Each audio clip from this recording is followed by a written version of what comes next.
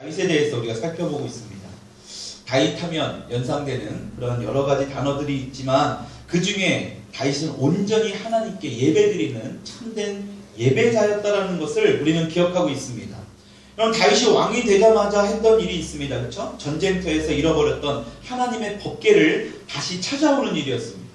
하나님의 법궤가 들어올 때에 다윗이 어떻게 했습니까? 자기의 바지춤이 벗겨질 정도로 춤을 추었던 자가 바로 다윗이었어요. 여러분, 하나님의 법궤는 무엇을 상징합니까? 하나님의 임재를 상징해요.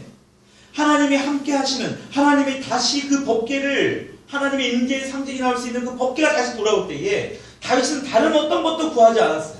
그냥 오직 그것만 너무나 기뻐했다라는 거예요. 왕이었지만, 그렇죠? 바지가 벗겨지는 줄도 모르고 춤을 추었던 그 다윗. 여러분, 우리가 지난번도 한번 살펴봤지만 시편 27편에 다윗이 뭐라고 고백하고 있습니까? 내가 여호와께 바라는 것 딱 한 가지가 있는데 다른 어떤 것도 아니고 딱 한 가지. 그게 뭐냐? 여호와의 집에 살면서 그냥 여호와의 아름다움을 바라보면서 사는 것. 그냥 그것이 전부다라는 거예요.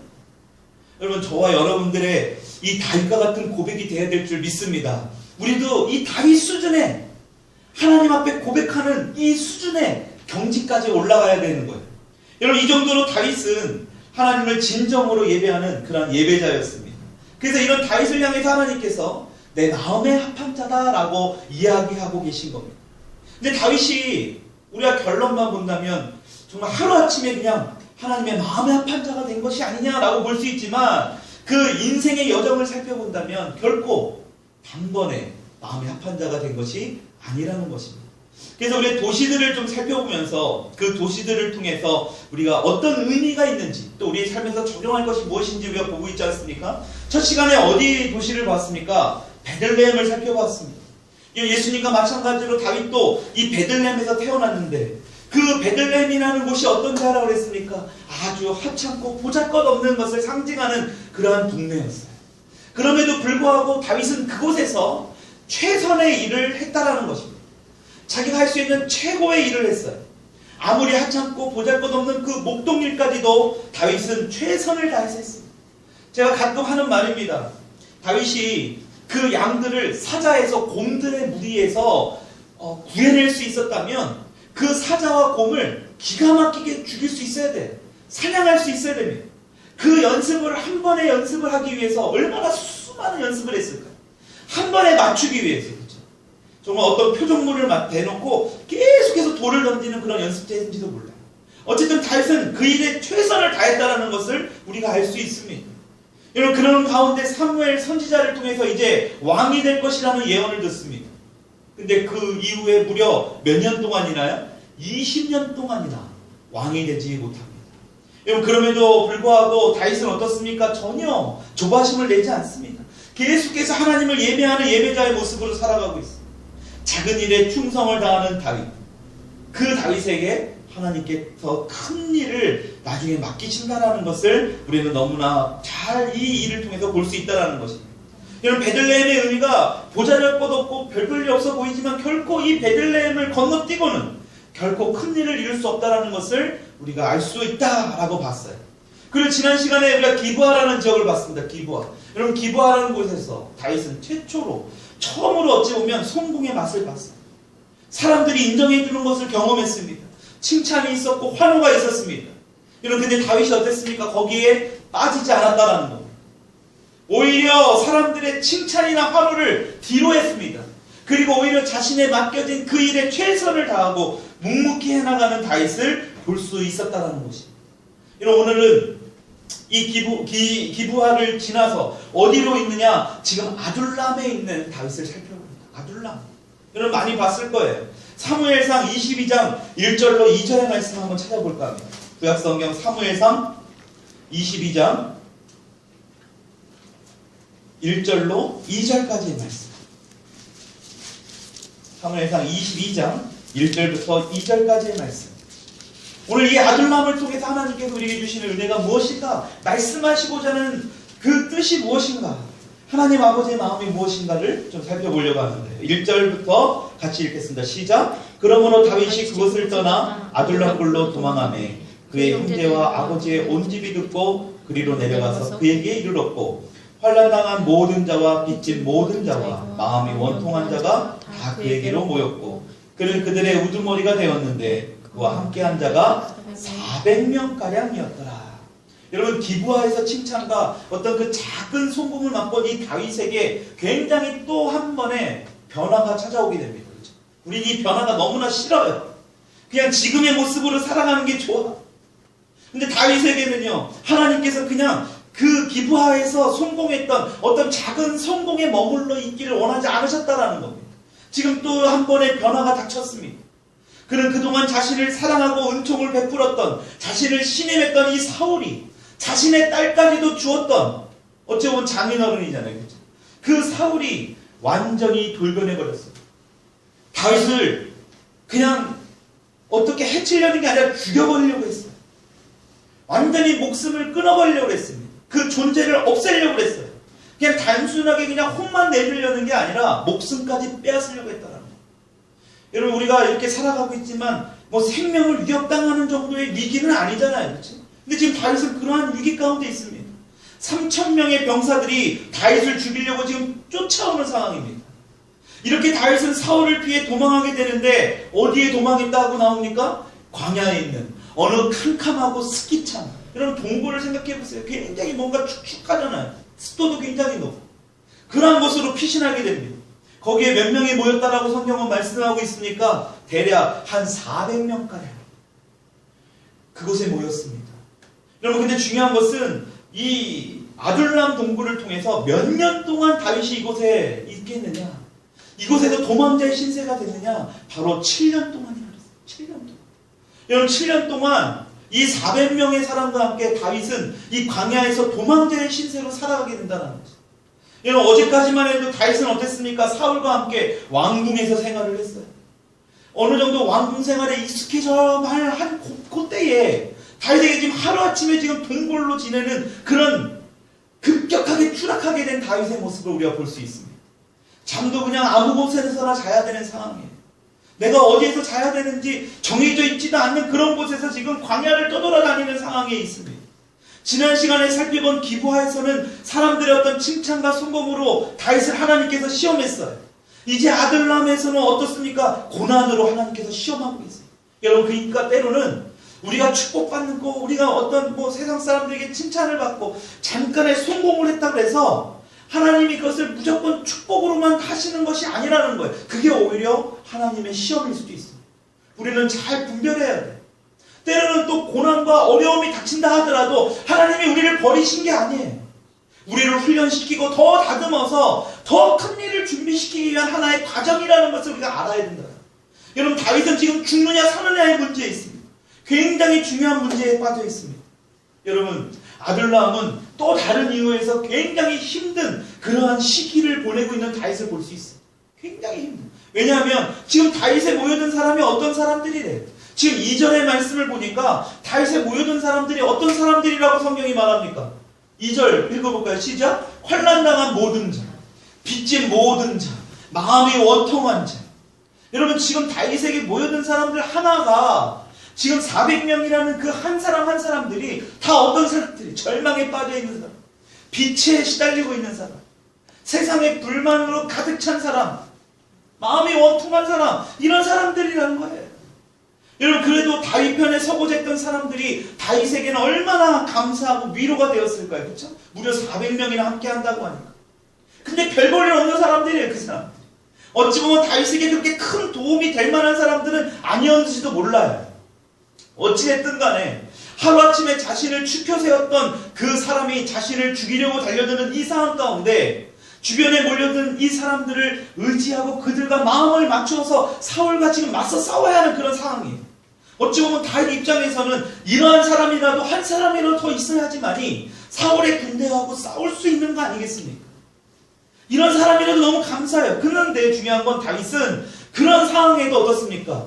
이러한 400명이 모인 그 사람을 의지하지 않고 누구를 의지하고 있습니까? 하나님만을 의지하고 있습니다. 하나님께 순종하는 자의 모습을 다윗은 분명하게 보여주고 있습니다. 어떻게 그 사실을 알까요?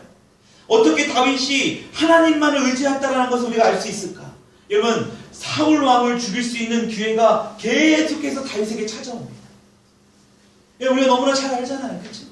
다윗은 사울을 죽일 수 있는 상황이 너무나 많이 있었어요. 여러분 주변에 있는 사람들이 뭐라고 합니까? 하나같이 다윗을 따랐던 사람들이 다윗에게 뭐라고 얘기해요? 다윗 왕은 아니었죠. 다윗이요. 바로 죽여요. 지금이 죽을 때입니다. 사울을 죽여야 됩니다. 다윗을 계속해서 부추기고 있어요. 사울을 지금 죽여야 될 때라고 얘기합니다. 여러분 그럼에도 다윗이 어떻습니까? 하나님께서 기름 부으신 자를, 하나님께서 직접 기름 부은 자를 결코 내가 손을 대어서는 안 된다라고 이야기합니다. 여러분 지금 다윗은 하나님께 순종하기 위해서는 주변 사람들의 말이 아무리 그럴싸하게 들린다 할지라도 그것을 분별하고 있다라는 거예요. 따라가지 말아야 할 것이 있다라는 것을 지금 다윗은 너무나 잘 알고 있습니다. 사람들의 이야기가 굉장히 그럴싸하게 들려요. 맞아, 그럴 것 같아, 맞아. 지금 상황에 내가 이 사울을 죽여야 돼. 저 사람의 말이 맞아, 내 부하의 말이 맞아. 여러분 그러나 다윗은 어떻습니까? 오직 하나님의 말씀에 귀를 기울이겠다. 여러분 이렇게 아둘람 동굴에서 주변 사람들이 많이 모였지만 400명이라는 그 많은 사람들이 모여서 어찌 보면 다윗은 그 사람들을 더 의지하고 그 사람들과 의기투합해서 사울과 싸워야 하지만 다윗은 결코 이 사람들을 의지하지 않았어요. 오직 하나님 한 분만 철저하게 의지하고 있는 다윗을 볼 수 있다는 거예요. 여러분 그래서 다윗이 하나님과 마음이 합한 사람이 될 수 있었던 거예요. 그냥 하루아침에 된 게 아닙니다. 여러분 우리 많은 그리스도인들이 여러 사람들과의 관계에서 힘들어합니다. 이번에도 치료를 상담을 했던 그 친구들을 보면 그 사람들과의 관계에서 실망을, 그래서 교회도 떠나가게 되고 교회도 안 나가는 그런 상황 가운데 놓여져 있는 경우가 있더라고요. 여러분 교회를 떠나게 되는 가장 큰 이유가 뭔가요? 하나님과의 관계에 문제가 있어서 떠나는 사람들은 거의 없어요. 대부분이 뭐예요? 사람들과의 관계. 거의 다가 열이면 열이 교회 사람들과의 그 관계가 어렵고 갈등이 일어나니까 떠나는 경우가 많습니다. 목사님과의 관계가 안 좋아서 떠나는 경우가 더 많아요. 하나님과의 관계가 잘못돼서 떠나는 경우는 거의 없습니다. 장로님과 권사님과 교육자들과의 관계가 좋지 않게 돼서 갈등이 생겨서 떠나는 경우가 많습니다. 왜 그럴까요? 하나님과의 관계보다 사람들과의 관계를 우리는 더 많은 가치를 두고 있기 때문에. 우리가 진짜 보이지 않는 하나님을 예배한다고 하면서도 어찌 보면 하나님보다 사람들과의 관계에 더 많은 우리가 가치관을 더 많이, 그런 가치를 더 많이 차지하고 있는지 모른다는 거죠. 여러분 사람에게 너무나 많은 기대를 하고 있습니다. 하나님께 기대를 하고 하나님을 의지함에도 불구하고 그 사람을 바라보고 그 사람들을 의지했기 때문에 그 사람들로부터 실망을 하니까 교회를 떠나가게. 여러분 지금 아둘람 시기에 이 시험을 무사하게 통과하기 위해서는 지금 어떻게 될까요? 400명의 사람을 의지해서는 결코 아둘람의 이 시험을 통과할 수 없어요. 여러분 주님께 모든 것이 속해 있다는 걸 인정해야 돼요. 오직 하나님만이 이 문제를, 이 아둘람 동굴에서 이 광야에서 살아가는 이 시기가 오직 하나님만이 그 문제를 해결할 수 있는 분이라는 사실을 인정해야 돼요. 여러분 그럴 때 다윗처럼 통과할 수 있게 되는 것입니다. 여러분 돈의 문제도 마찬가지예요. 물질적인 어려움이 와요. 여러분 그것을 다 통과할 수 있으면 어떡할까요? 물질의 주인이신 하나님을 인정해야 돼요. 물질의 모든 주인이 하나님이라는 걸 인정해야 돼요. 여러분 그것이 인정되지 않을 때에 어떻습니까? 사람들을 찾아다닙니다. 주변의 친척과 형제들을 찾아다니게 되는 거예요. 하나님을 의지하기 이전에 내가 무엇을 하려고 자꾸 무언가를 하게 되는 거예요. 그럼을 통해서 실망하게 되고 그럼을 통해서 상처를 입게 되고 중요한 건 그럼을 통해서 우리의 신앙까지도 굉장한 데미지를 입게 된다는 거죠. 여러분 오늘 이 말씀을 통해서 누군가에게 비난을 받을 때도 마찬가지예요. 만약 비난이 당신에게 고통을 주고 있다면 여러분 반대로 칭찬 또한 당신에게, 우리들에게 부정적인 영향을 미칠 수 있습니다. 여러분 비난만이 우리에게 고통과 아픔을 주고 부정적인 영향을 주는 게 아니에요. 칭찬 또한 우리가 잘 봐야 돼요. 왜냐하면 당신을 비판하거나 우리들을 비판하거나 칭찬만 하는 사람들로 인해 하나님의 뜻을 제대로 구별할 수 없기 때문입니다. 오히려 그 칭찬을 인해서 하나님의 뜻을 우리가 제대로 구별할 수 못할 때가 있다는 겁니다. 여러분 다윗은 그러나 그렇지 않았습니다. 자신을 비판하거나 칭찬하는 사람들의 말에 어떤 말에 그것에 좌지우지하지 않았어요. 그리고 시편 34편 1절의 말씀을 통해서 이렇게 고백합니다. 제가 읽어드릴게요. 내가 여호와를 항상 송축함이요 그를 송축함이 내 입에 계속하리로다. 이런 다윗의 고백이에요. 시편 34편 1절에 내가 여호와를 항상 송축함이요 그를 송축함이 내 입에 계속하리로다. 여러분, 다윗은 하나님을 그냥 가끔 기분내 풀릴 때 송축한 게 아니라는 거예요. 여러분, 송축하는 의미가 뭘까요? 하나님께 감사와 찬송을 드리는 행위예요. 다윗은요, 하나님께 감사와 찬송을 그냥 내 기분 내킬 때, 내 기분 안 좋을 때는 안 해. 이게 아니에요. 내 입에서 계속해서 했다라는 거예요. 다시 말해, 하나님 앞에 계속해서 예배를 드렸다는 거예요. 여러분, 이게 예배 아니에요? 하나님께 감사와 찬송을 드리는 게 바로 예배 아닙니까? 여러분, 다윗은 하나님을 항상 예배하고 있다는 것을 우리는 알 수 있습니다. 하나님을 예배하는 것이 내 입에서 계속 끊임없이 할 것이라고 다윗이 지금 고백하고 있는 거예요. 이것이 바로 아둘람이라는 이 고난을 이겨낼 수 있는 다윗의 모습이 있을 수 있다는 것입니다. 다윗의 모습이 바로 이런 모습이라는 거예요. 우리가 아둘람 동굴에 지금 있습니까? 지금 다윗은 7년 동안이나 아둘람의 하나님의 혹독하게 그것을 시험해요. 7년 동안이나. 다윗의 그 아이덴티티, 다윗의 그 정체성을 찾아가시게 하는 그 방법을 7년 동안이나 훈련하고 있어요. 여러분, 우리의 정체성은 무엇입니까? 저와 여러분들의 정체성을 찾기 위해 때로는 하나님이 이 7년 동안이나 아둘람 동굴에 가둬두실 때가 있을 수 있어요. 하나님께서는 우리에게 때로는 시련과 고통을 통해서 우리의 정체성을 알아가기를 원하신다라는 것입니다. 여러분, 이 사실을 믿어야 돼요. 그러니까 우리는 그 고난과 시련 가운데도 감사할 수 있어야 됩니다. 하나님께서 우리의 정체성을 세상적인 성공에서 찾는 게 아니라 오직 하나님 한 분을 사랑하고 그분의 사랑을 받는 것을 확신하는 것을, 그런 사람을 찾기를 원하신다라는 것입니다. 여러분, 이것이 바로 다윗이 하나님의 마음에 합한 자가 될 수 있었다라는 사실입니다. 여러분, 우리가 혹시라도 아둘람 동굴에 머물러 있습니까? 여러분, 이제 다음에 이 아둘람 동굴 이후에 하나님이 예비한 지역이 있어요. 여러분, 그 지역으로 가기 위해서는 반드시 필수적으로 통과해야 될 이 코스예요. 베들레헴으로 지났으면 이제 기브아에 머물러 있는 게 아니라, 이제는 그 아둘람에 머물러 있는 게 아니라 그것을 통과해야 돼요. 어떻게 통과해야 될까요? 하나님을 전적으로 의지해야 됩니다. 끊임없이 내 입술 가운데 하나님을 찬송하고 하나님께 감사할 수 있어야 돼요. 어떠한 상황 가운데서도 오직 주님만을 바라볼 수 있는 저와 여러분들이 될 수 있기를 축복합니다. 오늘 이 수요 예배 시간에 우리는 하나님 안에서 우리의 정체성을 찾아갈 수 있어야 돼요. 그 정체성을 찾아갈 때 비로소 우리는 아둘람에서의 이 시험이 끝나가게 될 것이에요. 그리고 어떻습니까? 이제는 아둘람의 고통이 아니라 진정한 하나님의 복으로, 하나님의 은혜에 있는 자리로, 하나님의 예배이신 그 평안의 자리로 우리를 인도하고 기다리고 계시다는 그 사실을 우리가 믿을 수 있기를 축복합니다. 여러분, 이 시간 우리가 잠깐 같이 한번 기도할까 합니다.